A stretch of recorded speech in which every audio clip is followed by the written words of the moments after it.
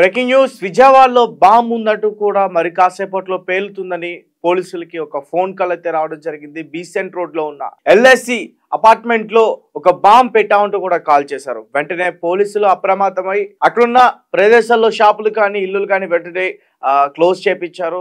ఆ ప్రయాణికులను కూడా దారి మార్గం వెళ్లే ప్రయాణికులు కూడా దారి మళ్లించే ప్రయత్నం. అయితే ఈ ఫోన్ కాల్ చేసింది ఎవరు, నిజంగానే బాంబు పెట్టారా బీసెంట్ రోడ్ లో అనే కోణంలో దర్యాప్తు చేపడుతున్నారు.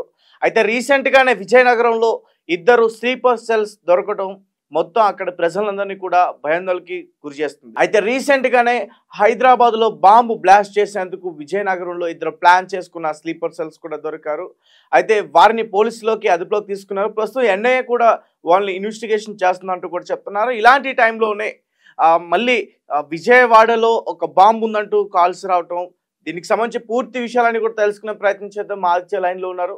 ఆదిత్య, చెప్పండి, విజయవాడలో సిచ్యువేషన్ ఎలా ఉంది ప్రజెంట్? అదేమన్నా ఫేక్ కాల్లా?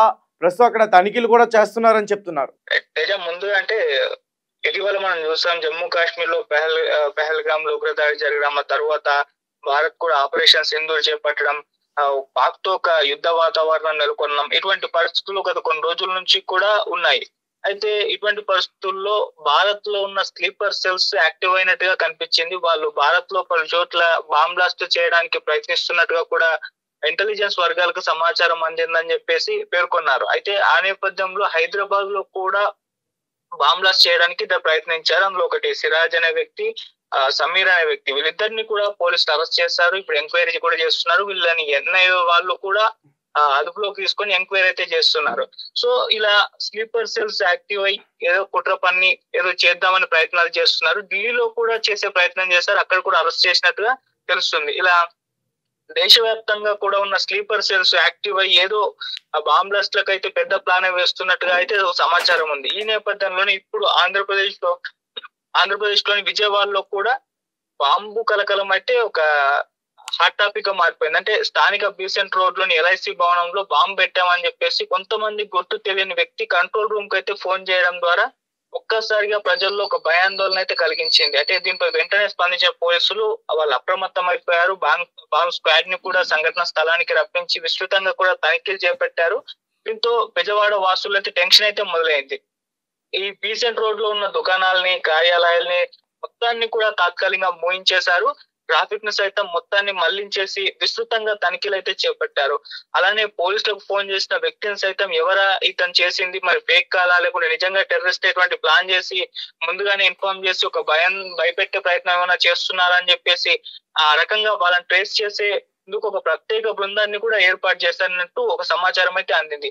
అంటే ఇటీవల దేశవ్యాప్తంగా ఎటువంటి పరిస్థితులు నెలకొన్నాయో, సో ఆ పరిస్థితులను దృష్టిలో ఉంచుకొని ఇది ఇష్యూని కూడా అంటే కాల్ రాగానే చాలా సీరియస్ గా తీసుకొని పోలీసులు అప్రమత్తం అయిపోయారు. నిజంగా ముందు నుంచి కూడా చూసుకుంటూ వస్తే స్లీపర్ సెల్స్ యాక్టివ్ అయిపోయి వాళ్ళు కుట్రలకు పన్నడం, ఏదో బాంబ్ బ్లాస్ట్ చేయడానికి ప్రయత్నాలు చేయడం, ఇవన్నీ కూడా చేస్తున్న నేపథ్యంలో ఇప్పుడు ఇది హాట్ టాపిక్ గా మారిపోయింది. సో ప్రజెంట్ అయితే పరిస్థితులు మన కంట్రోల్లోనే ఉన్నాయని చెప్తున్నారు. ఎవరు ఈ ఫోన్ చేసిన వ్యక్తి, మరి ఫేక్ కాల్ నిజంగా టెర్రరిస్ట్ ఇటువంటి ప్లాన్ చేశారా అని చెప్పేసి ఎంక్వైరీ కూడా నడుస్తుంది.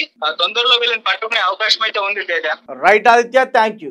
సో పహల్గామ్ అటాక్ జరిగిన తర్వాత భారత్ లో విస్తరించిన స్లీపర్ సెల్స్ యాక్టివ్ అయ్యారు. బాంబ్ బ్లాస్ట్లు చేసేందుకు కూడా వాళ్ళు ప్రయత్నిస్తున్నారు. రీసెంట్ గా విజయవాడలో బాంబు ఉందంటూ కూడా బెదిరింపు కాల్ చేయడానికి పాల్పడ్డారు. ఇక్కడ వెంటనే పోలీసులు అప్రమత్తమై ఎక్కడైతే వాళ్ళు ప్రదేశంలో బాంబు పెట్టా ఉన్నారో అక్కడికి వెళ్ళి మొత్తం కూడా చెక్ చేసే తనిఖీలు చేసే ప్రయత్నం అయితే చేస్తున్నారు. ఇప్పటివరకు అయితే అక్కడ ఎటువంటి బాంబు అయితే లభించలేదు. కానీ ఎందుకంటే మంచిదని చెప్పేసి అక్కడున్న స్థానికులను కానీ అలాగే కొన్ని షాప్స్ కానీ ఆ రోడ్డు మార్గాన ప్రయాణించే ప్రయాణికులు కానీ అన్నీ కూడా వాటి మార్గాలు మార్చే ప్రయత్నం చేస్తారు. అవన్నీ కూడా క్లోజ్ చేసే ప్రయత్నం. అయితే విజయనగరంలో రీసెంట్గా మనం చూసాం, సిరాజ్ అలాగే ఎవరి అతనితో పాటు అతని స్నేహితుడు ఇద్దరు కూడా ఒక సోషల్ మీడియాలో పరిచయం తర్వాత ఇలాంటి అంటే ఉగ్రవాది మైండ్ సెట్ ఉండడం వల్ల బాంబు ఎలా పెట్టాలి, బాంబులు ఎలా బ్లాస్ట్ చేయాలి, బాంబులు ఎలా తయారు చేయాలి, ఎక్కడ పెట్టాలి అంటూ కూడా సౌదీ అరేబియా నుంచి ఒక వ్యక్తి వీళ్ళిద్దరిని కూడా నడిపిస్తున్నట్లు ఎన్ఐఏ గుర్తించింది. తర్వాత వారిద్దరిని అదుపులోకి తీసుకుంది. అలాగే సిరాజ్ ఇంట్లో, హైదరాబాద్లో ఉంటున్న సిరాజ్ ఇంట్లో కూడా కొంతమేరకు బాంబు తయారీకి సంబంధించిన సల్ఫర్ కానీ ఇతర పౌడర్ అవన్నీ కూడా లభించాయి. దాని తర్వాత అతన్ని అరెస్ట్ చేశారు. అయితే ప్రస్తుతం మరి హైదరాబాద్ లో సిచ్యువేషన్ బాగానే ఉంది. మరి విజయవాడలో బాంబు ఉందంటూ మాత్రం ఒక బెదిరింపు కాల్ అయితే రావడం జరిగింది. అక్కడ స్థానికులు అయితే భయపడుతున్నారు. బాంబు బ్లాస్ట్ అనేది ఇప్పటివరకు కూడా ఎటువంటిది అయితే అంత ప్రమాదం అయితే జరగలేదు. సో అంటే పాకిస్తాన్ దాడి తర్వాత మరి ఇటువంటి కాల్ రావటం నిజానికి అక్కడ ప్రజల్ని భయాందోళనకి గురి చేసే అవకాశం అయితే ఉంది. మరి పోలీసులు ఆ వ్యక్తిని గుర్తించి పట్టుకునేందుకు ప్రయత్నిస్తున్నారు. ఇప్పటికే కొన్ని టీములుగా కొన్ని బృందాలుగా విడిపోయి అతన్ని పట్టుకునేందుకు ప్రయత్నిస్తారంటూ కూడా చెప్తున్నారు. సో దీనిపైన సీఎం చంద్రబాబు నాయుడు గారు, పవన్ కళ్యాణ్ గారు మరి స్పందిస్తారా లేదన్నది అయితే మాత్రం చూడాలి. సో ప్రజలు భయపడద్దనైతే మాత్రం అక్కడ ఉన్న పోలీసు అధికారులు అయితే చెప్తా ఉన్నారు.